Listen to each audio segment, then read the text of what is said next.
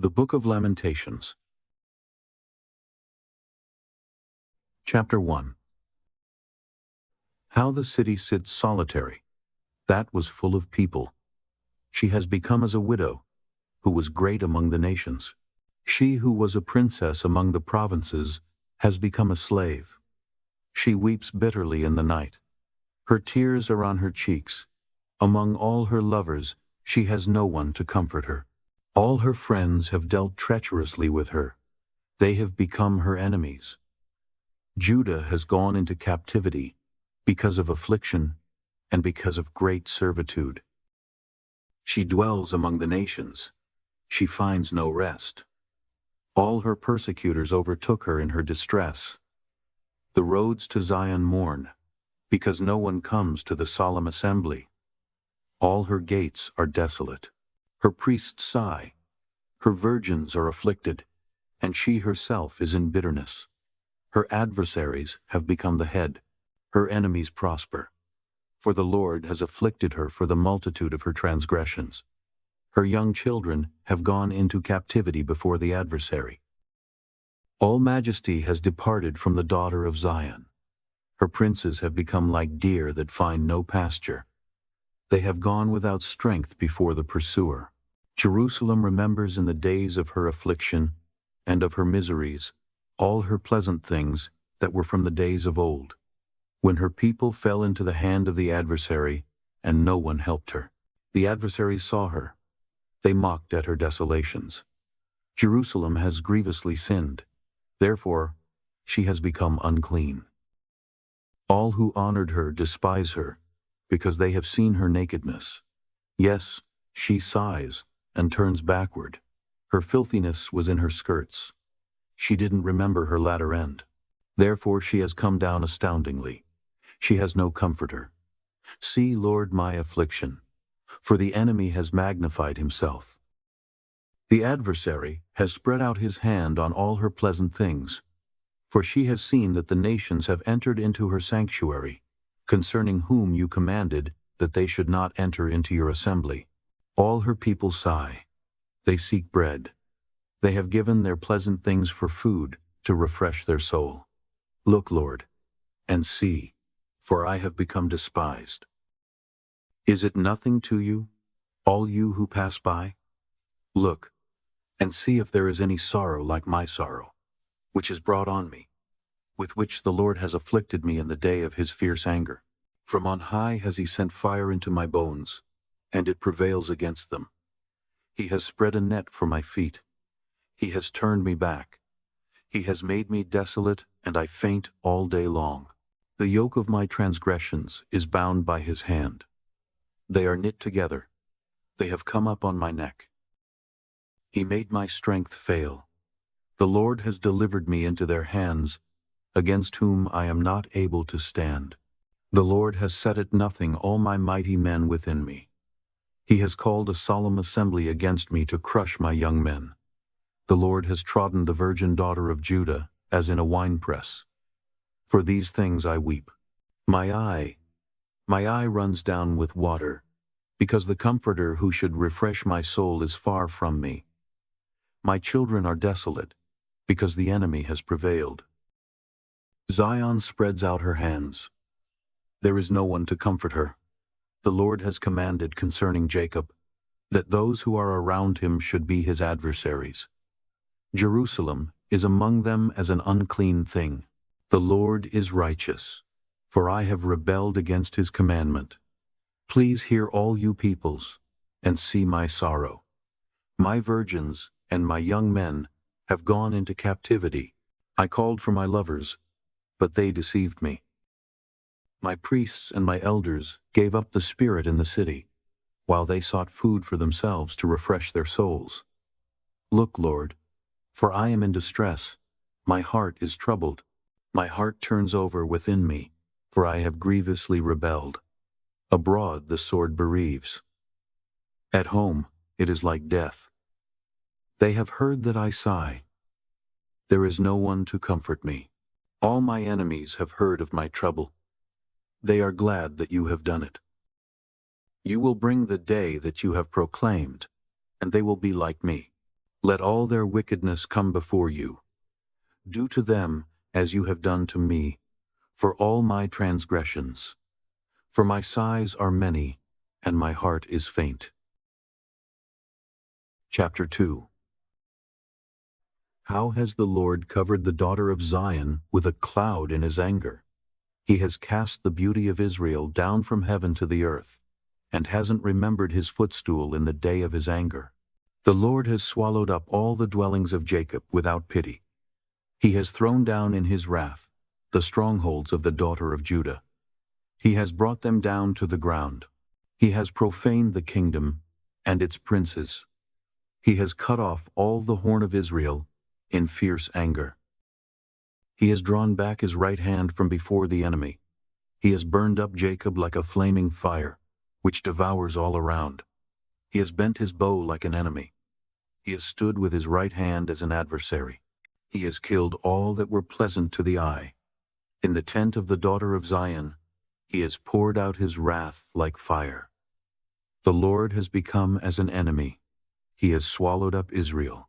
He has swallowed up all her palaces. He has destroyed his strongholds. He has multiplied mourning and lamentation in the daughter of Judah. He has violently taken away his tabernacle, as if it were a garden. He has destroyed his place of assembly. The Lord has caused solemn assembly and Sabbath to be forgotten in Zion. In the indignation of his anger, he has despised the king and the priest. The Lord has cast off his altar. He has abhorred his sanctuary. He has given the walls of her palaces into the hand of the enemy. They have made a noise in the Lord's house, as in the day of a solemn assembly. The Lord has purposed to destroy the wall of the daughter of Zion. He has stretched out the line. He has not withdrawn his hand from destroying. He has made the rampart and wall lament. They languish together. Her gates have sunk into the ground. He has destroyed and broken her bars. Her king and her princes are among the nations where the law is not. Yes, her prophets find no vision from the Lord. The elders of the daughter of Zion sit on the ground. They keep silence. They have cast up dust on their heads. They have clothed themselves with sackcloth.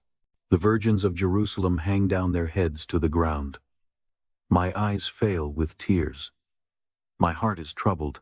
My bile is poured on the earth, because of the destruction of the daughter of my people, because the young children and the infants swoon in the streets of the city. They ask their mothers, "Where is grain and wine?" When they swoon as the wounded in the streets of the city, when their soul is poured out into their mother's bosom. What shall I testify to you? What shall I liken to you, daughter of Jerusalem? What shall I compare to you, that I may comfort you, virgin daughter of Zion? For your breach is as big as the sea. Who can heal you? Your prophets have seen false and foolish visions for you. They have not uncovered your iniquity, to reverse your captivity, but have seen for you false revelations and causes of banishment. All that pass by clap their hands at you. They hiss and wag their head at the daughter of Jerusalem, saying, "Is this the city that men called the perfection of beauty, the joy of the whole earth?" All your enemies have opened their mouth wide against you. They hiss and gnash their teeth. They say, "We have swallowed her up." Certainly this is the day that we looked for. We have found it. We have seen it. The Lord has done that which he planned. He has fulfilled his word, that he commanded in the days of old. He has thrown down and has not pitied. He has caused the enemy to rejoice over you. He has exalted the horn of your adversaries.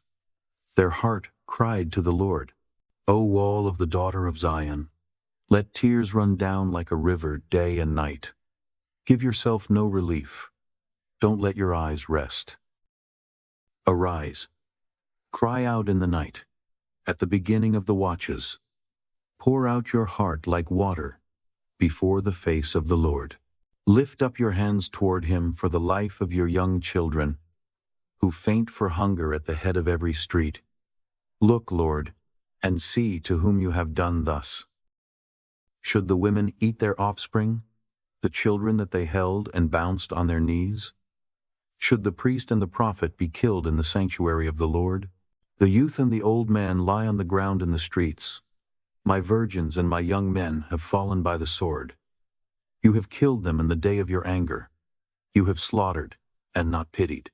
You have called, as in the day of a solemn assembly, my terrors on every side. There was no one that escaped or remained in the day of the Lord's anger. My enemy has consumed those whom I have cared for and brought up.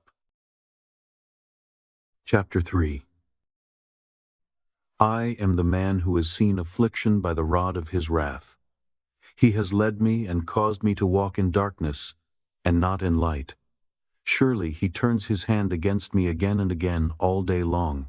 He has made my flesh and my skin old. He has broken my bones. He has built against me and surrounded me with bitterness and hardship. He has made me dwell in dark places as those who have been long dead. He has walled me about so that I can't go out. He has made my chain heavy. Yes, when I cry and call for help, he shuts out my prayer. He has walled up my ways with cut stone. He has made my paths crooked. He is to me as a bear lying in wait, as a lion in hiding. He has turned away my path and pulled me in pieces. He has made me desolate. He has bent his bow and set me as a mark for the arrow. He has caused the shafts of his quiver to enter into my kidneys. I have become a derision to all my people, and their song all day long. He has filled me with bitterness. He has stuffed me with wormwood. He has also broken my teeth with gravel. He has covered me with ashes. You have removed my soul far away from peace. I forgot prosperity.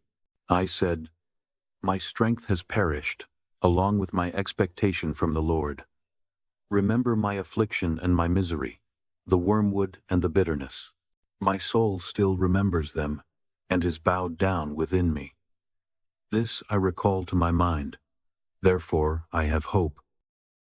It is because of the Lord's loving kindnesses that we are not consumed, because his mercies don't fail. They are new every morning. Great is your faithfulness. The Lord is my portion, says my soul. Therefore I will hope in him. The Lord is good to those who wait for him, to the soul who seeks him. It is good that a man should hope and quietly wait for the salvation of the Lord. It is good for a man that he bear the yoke in his youth. Let him sit alone and keep silence, because he has laid it on him. Let him put his mouth in the dust, if it is so that there may be hope. Let him give his cheek to him who strikes him. Let him be filled full of reproach. For the Lord will not cast off forever. For though he causes grief, yet he will have compassion according to the multitude of his loving kindnesses. For he does not afflict willingly, nor grieve the children of men. To crush underfoot all the prisoners of the earth, to turn away the right of a man before the face of the Most High, to subvert a man in his cause, the Lord doesn't approve. Who is he who says, and it comes to pass, when the Lord doesn't command it? Doesn't evil and good come out of the mouth of the Most High? Why should a living man complain, a man for the punishment of his sins? Let us search and try our ways, and turn again to the Lord. Let's lift up our heart with our hands to God in the heavens. We have transgressed and have rebelled. You have not pardoned. You have covered us with anger and pursued us. You have killed. You have not pitied. You have covered yourself with a cloud, so that no prayer can pass through. You have made us an offscouring and refuse in the middle of the peoples. All our enemies have opened their mouth wide against us. Terror and the pit have come on us, devastation and destruction. My eye runs down with streams of water, for the destruction of the daughter of my people. My eye pours down and doesn't cease, without any intermission, until the Lord looks down and sees from heaven. My eye affects my soul, because of all the daughters of my city. They have chased me relentlessly like a bird, those who are my enemies without cause. They have cut off my life in the dungeon, and have cast a stone on me. Waters flowed over my head. I said, I am cut off. I called on your name, Lord, out of the lowest dungeon. You heard my voice. Don't hide your ear from my sighing and my cry. You came near in the day that I called on you. You said, don't be afraid. Lord, you have pleaded the causes of my soul. You have redeemed my life. Lord, you have seen my wrong. Judge my cause. You have seen all their vengeance and all their plans against me. You have heard their reproach, Lord, and all their plans against me, the lips of those that rose up against me, and their plots against me all day long. You see their sitting down and their rising up. I am their song. You will pay them back, Lord, according to the work of their hands. You will give them hardness of heart, your curse to them. You will pursue them in anger, and destroy them from under the heavens of the Lord. Chapter 4. How the gold has become dim. The most pure gold has changed. The stones of the sanctuary are poured out at the head of every street. The precious sons of Zion, comparable to fine gold, how they are esteemed as earthen pitchers, the work of the hands of the potter. Even the jackals offer their breast. They nurse their young ones. But the daughter of my people has become cruel, like the ostriches in the wilderness. The tongue of the nursing child clings to the roof of his mouth for thirst. The young children ask for bread, and no one breaks it for them. Those who ate delicacies are desolate in the streets. Those who were brought up in purple embrace dunghills. For the iniquity of the daughter of my people is greater than the sin of Sodom, which was overthrown as in a moment. No hands were laid on her. Her nobles were purer than snow. They were whiter than milk. They were more ruddy in body than rubies. Their polishing was like sapphire. Their appearance is blacker than a coal. They are not known in the streets. Their skin clings to their bones. It is withered. It has become like wood. Those who are killed with the sword are better than those who are killed with hunger. For these pine away, stricken through, for lack of the fruits of the field. The hands of the pitiful women have boiled their own children. They were their food in the destruction of the daughter of my people. The Lord has accomplished his wrath. He has poured out his fierce anger. He has kindled a fire in Zion, which has devoured its foundations. The kings of the earth didn't believe, neither did all the inhabitants of the world, that the adversary and the enemy would enter into the gates of Jerusalem.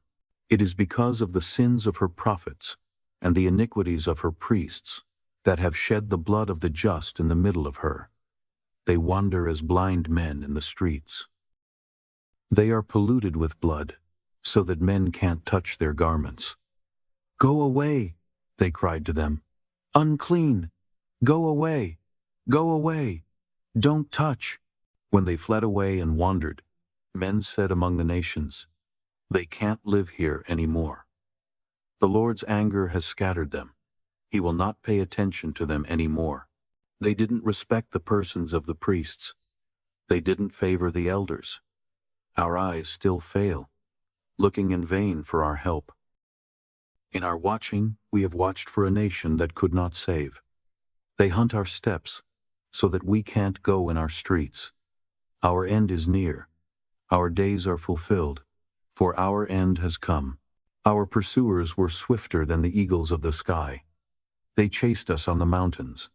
They set an ambush for us in the wilderness. The breath of our nostrils, the anointed of the Lord, was taken in their pits, of whom we said, under his shadow we will live among the nations. Rejoice and be glad, daughter of Edom, who dwells in the land of Uz. The cup will pass through to you also. You will be drunken, and will make yourself naked. The punishment of your iniquity is accomplished, daughter of Zion. He will no more carry you away into captivity. He will visit your iniquity, daughter of Edom. He will uncover your sins. Chapter 5. Remember, Lord, what has come on us. Look and see our reproach. Our inheritance has been turned over to strangers, our houses to aliens. We are orphans and fatherless. Our mothers are as widows. We must pay for water to drink. Our wood is sold to us. Our pursuers are on our necks. We are weary and have no rest. We have given our hands to the Egyptians and to the Assyrians, to be satisfied with bread. Our fathers sinned and are no more. We have borne their iniquities. Servants rule over us. There is no one to deliver us out of their hand. We get our bread at the peril of our lives because of the sword in the wilderness. Our skin is black like an oven because of the burning heat of famine. They ravish the women in Zion, the virgins in the cities of Judah. Princes were hanged up by their hands. The faces of elders were not honored. The young men carry millstones. The children stumbled under loads of wood. The elders have ceased from the gate, and the young men from their music. The joy of our heart has ceased. Our dance is turned into mourning. The crown has fallen from our head. Woe to us, for we have sinned. For this our heart is faint. For these things our eyes are dim. For the mountain of Zion, which is desolate, the foxes walk on it. You, Lord, remain forever. Your throne is from generation to generation. Why do you forget us forever, and forsake us for so long a time? Turn us to yourself, Lord, and we will be turned. Renew our days as of old, but you have utterly rejected us. You are very angry against us.